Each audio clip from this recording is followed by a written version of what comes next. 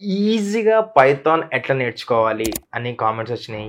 ఈజీగా జావా ఎట్లా నేర్చుకోవాలని చెప్పి కామెంట్స్ వచ్చినాయి అనమాట. సో ఈ వీడియోలో మనం ఈజీగా కోడింగ్ ఎట్లా నేర్చుకోవాలనేది నేను ఎక్సలెంట్ టిప్స్ అయితే చెప్తాను. వీడియోని ఇమ్మీడియట్గా లైక్ చేసి అండ్ అదేవిధంగా సబ్స్క్రైబ్ బటన్ గట్టిగా గుద్దేయండి.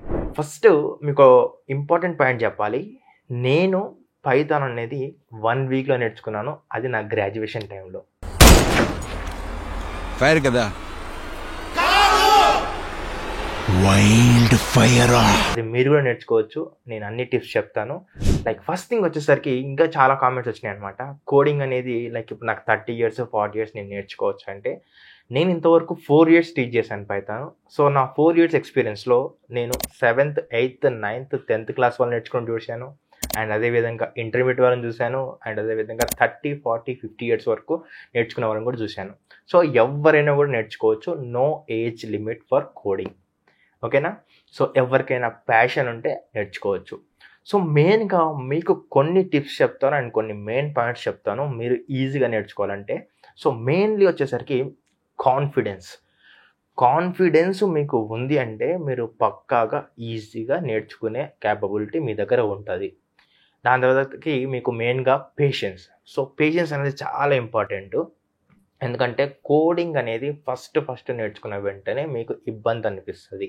సో ఆ టైంలో కానీ మీరు బ్రేకప్ ఇచ్చి దాన్ని గివప్ చేసినట్లయితే మీరు దాన్ని అసలు జన్మలో మళ్ళీ ముట్టుకోలేరు. సో మీరు ఎప్పుడైతే నేను దాన్ని వదిలేయాలి ఆ కోడింగ్ అనే ఒక థాట్ వస్తుందో ఆ థాట్ని ఫస్ట్ చంపేసి మీరు ఆ పేషెన్స్తోనే అట్లనే కాన్ఫిడెన్స్తోనే మీరు ప్రాక్టీస్ చేసినట్లయితే మీరు ఎక్సలెంట్గా ఈజీగా నేర్చుకోవచ్చు. ఇది మాత్రం పక్కాగా గుర్తుపెట్టుకోండి. ఫస్ట్ టిప్ వచ్చేసరికి మీరు ఈజీ వేగా నేర్చుకోవాలంటే ఏదో లేదు, మీరు చేయాల్సింది ఏంటంటే ప్రాక్టీస్. సో మీరు ప్రాక్టీస్ చేస్తున్న ప్రతిసారి మైండ్లో ఒకటి పెట్టుకోండి, నాకు కోడింగ్ వస్తుంది అందుకే నేను ప్రాక్టీస్ చేస్తున్నాను అని చెప్పేసి ఒక లైక్ మైండ్లో అయితే సెట్ చేసి పెట్టుకోండి.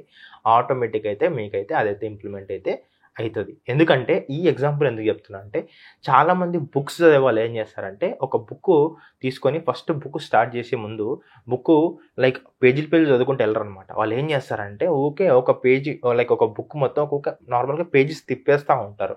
వాళ్ళకి మైండ్కి ఏం చేస్తారంటే నేను ఈ బుక్ కంప్లీట్ చేస్తాను అని చెప్పేసి మైండ్కి లైక్ ఏంటంటే ఒక స్టేట్మెంట్ పాస్ చేసే విధంగా వాళ్ళు ఏం చేస్తారంటే లైక్ ఊరికే పేజెస్ తిప్పేస్తారనమాట. సో సేమ్ అదే విధంగా మీరు కూడా ప్రాక్టీస్ చేస్తూ ఉండండి. మీకు ఎప్పుడు టైం దొరికితే ప్రాక్టీస్ చేస్తూ ఉండండి. మీరు మినిమం 1 hour టైం అయితే పెట్టుకోండి డైలీ కోడింగ్కి. సో ఇది మీకు చాలా హెల్ప్ అవుతుంది. సెకండ్ టిప్ వచ్చేసరికి ఏంటంటే, మీరు ఎప్పుడైతే కోడింగ్ అనేది ప్రాక్టీస్ చేస్తున్నారో అప్పుడు మీరు ఏం చేయండి అంటే ఒక నోట్స్ మెయింటైన్ చేసుకోండి. నోట్స్ అనేది చాలా మీకు ఇంపార్టెంట్. అండ్ థర్డ్ వన్ వచ్చేసరికి ఏంటంటే, మీరు ఎప్పుడైతే ట్యూటోరియల్స్ చూస్తున్నారో ఆటోమేటిక్గా ట్యూటోరియల్స్ చూస్తూ ప్రాక్టీస్ చేయండి. ఓకే, ఈ పాయింట్ కూడా చాలా చాలా ఇంపార్టెంట్. అండ్ మెయిన్లీ వచ్చేసరికి మీరు ఈజీగా నేర్చుకోవాలనుకుంటే మీకు వచ్చే ఎర్రర్స్ నుంచే మీరు నేర్చుకోవచ్చు. సో చాలామంది ఏం చేస్తారంటే నాకు ఎర్రర్ వచ్చింది, నాకు కోడింగ్ రాదేమో, నా వల్ల కాదేమో అని చెప్పేసి లైక్ బ్యాక్ తీసుకుంటారు. సో ఒకవేళ ఎర్రర్ వచ్చింది అనుకోండి, దాన్ని సంతోషంగా తీసుకొని దాన్ని ట్యాకిల్ చేసి దాన్ని ఎట్లా మీరు రిసాల్వ్ చేయాలనేది ఆలోచన చేయండి.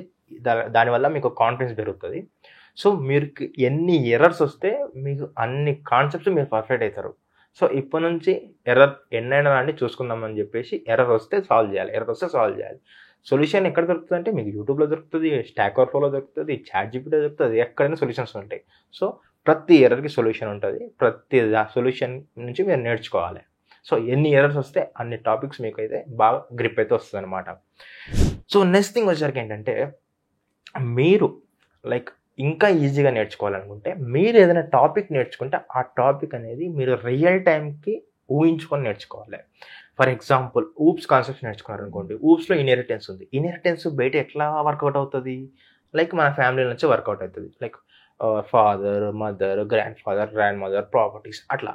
సో అట్లా ఏ టాపిక్ అయినా సరే మీరు రియల్ టైంకి కన్వర్ట్ చేసి మీరు అర్థం చేసుకున్నట్లయితే మీకు ఏమైందంటే టాపిక్ అనేది చాలా రోజులు గుర్తుంటుంది అండ్ అదేవిధంగా డెప్త్గా మీకు వస్తుంది అనమాట. సో ఇట్లా నేర్చుకోవడం వల్ల మీకు చాలా బెనిఫిట్ అయితే ఉంటుంది. సో ఇట్లా కూడా మీరు ఈజీగా నేర్చుకోవచ్చు. అండ్ నెక్స్ట్ థింగ్ వచ్చేసరికి ఏంటంటే మీరు ఎవరైతే కోడింగ్ నేర్చుకుంటున్నారో వాళ్ళు చిన్న చిన్న ప్రాజెక్ట్స్ చేయడం స్టార్ట్ చేయండి. చిన్న చిన్న ప్రాజెక్ట్ చేయడం వల్ల మీకేమవుతుందంటే ఆ ప్రాజెక్ట్‌లో లైక్ ఎట్లా ఏదైనా సిట్యుయేషన్ వస్తే ఎట్లా ట్యాకిల్ చేస్తున్నారు, ఎట్లా ఫంక్షన్ రాస్తున్నారు, దాన్ని ఎట్లా హ్యాండిల్ చేస్తున్నారు అని చెప్పేసి మీకు అర్థమవుతుంది. దాన్ని బట్టి కూడా మీకు సబ్జెక్ట్‌లో ఇంకా డెప్త్ పెరుగుతుంది.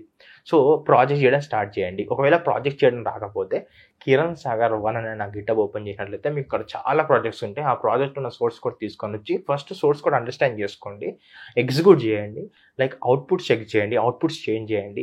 సో అలా చేయడం వల్ల కోడ్లోని మీకు చాలా ఐటమ్స్ మీకు తెలుస్తాయి. సో దాన్ని బట్టి మీకు గ్రిప్ అయితే పెరుగుతుంది. ఇవి మాత్రం చాలా చాలా ఇంపార్టెంట్. అండ్ అదే విధంగా ఈజీ వేలో మీరు కోడింగ్ నేర్చుకోవాలంటే ఎక్కువగా మీరు గ్రాఫికల్ ఓరియంటెడ్ పీపీటీస్ మీకు దానికి రిలేటెడ్ సబ్జెక్ట్ రిలేటెడ్ చూడండి మీరు.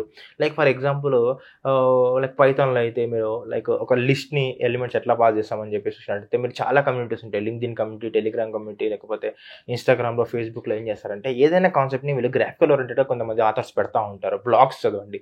అక్కడ మీకు గ్రాఫికల్ ఓరియంటెడ్గా చదివినట్లయితే మీకు ఎక్కువ రోజులు గుర్తుంటుంది, ఈజీ వేలో టాపిక్ గుర్తుంటుంది అనమాట. ఈ విధంగా అయితే మీరు నేర్చుకోవడానికి ట్రై చేయండి. ఈ టిప్స్ అనేది చాలా చాలా ఇంపార్టెంట్. సో అన్నీ మీరు పాటించాలి. దాంతోపాటు మీరు డైలీ చేయాల్సింది ఏంటంటే ప్రాక్టీస్ ప్రాక్టీస్ ప్రాక్టీస్. ఇది మాత్రం అస్సలు మర్చిపోకండి. ఇది మాత్రం చాలా చాలా చాలా ఇంపార్టెంట్. సో ఇవి పాటించినట్లయితే మీరు ఈజీగా కోడింగ్ అయితే నేర్చుకోవచ్చు.